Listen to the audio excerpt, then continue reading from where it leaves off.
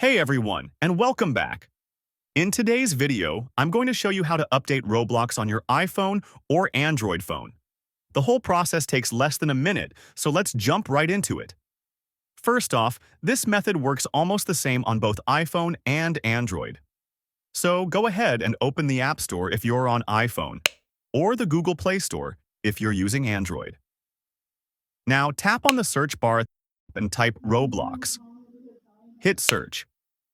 You'll see the official Roblox app by Roblox Corporation. It should appear as the very first result. If an update is available, you'll see an update button right there. Just tap it, and the new version will start downloading and installing automatically.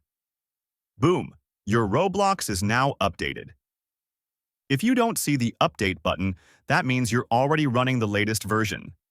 Nice and simple. And for iPhone users, just replace the Play Store with the App Store and follow the exact same steps. Easy peasy. And that's it. Roblox updated in seconds. If this helped you out, make sure to smash that like button, subscribe for more mobile gaming tips, and drop a comment down below. Thanks for watching, and I'll see you in the next video.